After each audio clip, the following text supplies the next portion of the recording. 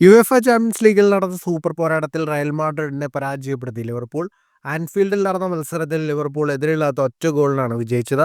Argentine താരം Alexis മക്കലിസ്റ്ററാണ് ലിവർപൂളിന്റെ വിജയ goal നേടിയത്. തിബോത്ത് കോർത്തുയുടെ മികച്ച സേവുകൾ കണ്ട ആദ്യ പകുതി ഗോൾ രഹിതമായി അവസാനിച്ചു. മത്സരം 60-ാം മിനിറ്റിലേക്ക് കടക്കവേ ബെല്ലിംഗ്ഹാമിന്റെ ഫൗളിനെ തുടർന്ന് ലിവർപൂളിന് ഫ്രീ കിക്ക് ലഭിച്ചു. സോബ്സ്ലായുടെ കൃത്യതയാർന്ന കിക്കിൽ നിന്ന് ഒരു ബുള്ളറ്റ് ഹെഡറിലൂടെ മെക്കലിസ്റ്റർ ലക്ഷ്യം കാണുകയായിരുന്നു. മത്സരത്തിൽ റയലിന് വലിയ അവസരമൊന്നും ലിവർപൂൾ പ്രതിരോധം നൽകിയില്ല. തുടർച്ചയായ 2-ാം വർഷമാണ് ലിവർപൂൾ ഗ്രൂപ്പ് ഘട്ടത്തിൽ റയൽ മാഡ്രിഡിനെ തോൽപ്പിക്കുന്നത്.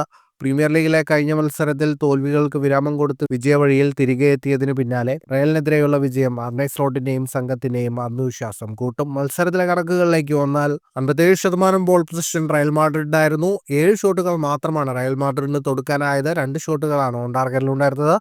482 പാസുകൾ 91% കൃത്യതയോടെ റയൽ മാഡ്രിഡ് പൂർത്തിയാക്കി. 14 ഷോട്ടുകളാണ് ലിവർപൂൾ തൊടുത്തത്. 9 shot on target. 310 പാസുകൾ 85% കൃത്യതയോടെ ലിവർപൂൾ പൂർത്തിയാക്കി. നിലവിൽ ചാമ്പ്യൻസ് ലീഗ് ഫേസിലെ 4 മത്സരങ്ങൾ പൂർത്തിയാകുമ്പോൾ 9 പോയിന്റാണ് ലിവർപൂളിനും റയൽ മാഡ്രിഡിനും ഉള്ളത്. ഫുട്ബോൾ ലോകത്തെ കൂടുതൽ വാർത്തകൾക്കും വിശേഷങ്ങൾക്കുമായി സ്പോർട്സ് കഫേ സബ്സ്ക്രൈബ് ചെയ്യുക.